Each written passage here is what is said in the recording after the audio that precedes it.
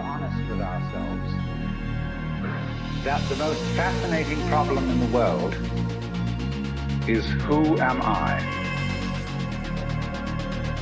What do you mean? What do you feel when you say the word I? I, myself. I don't think there can be any more fascinating preoccupation than that, because it's so mysterious, it's so elusive. Because what you are in your inmost being escapes your examination in rather the same way that you can't look directly into your own eyes without using a mirror. You can't bite your own teeth.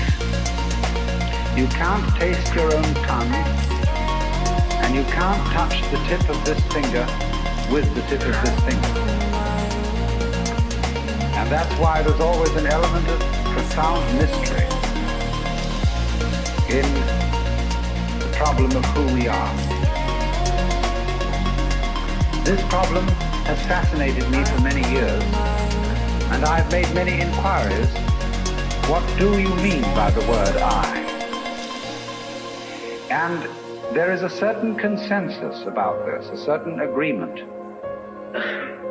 especially among people who live in Western civilization.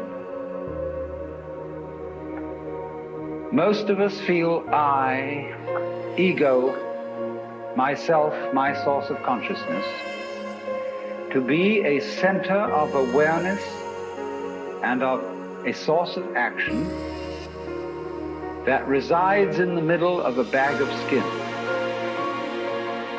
And so we have what I have called the conception of ourselves as a skin-encapsulated ego.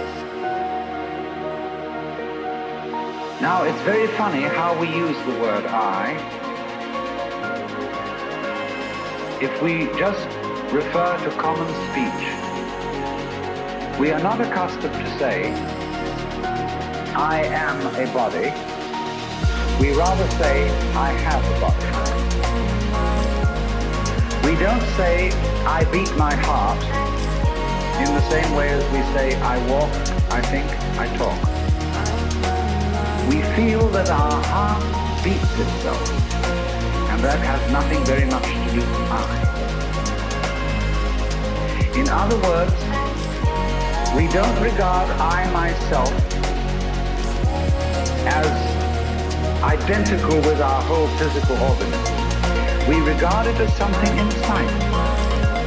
And most Western people locate their ego inside their heads.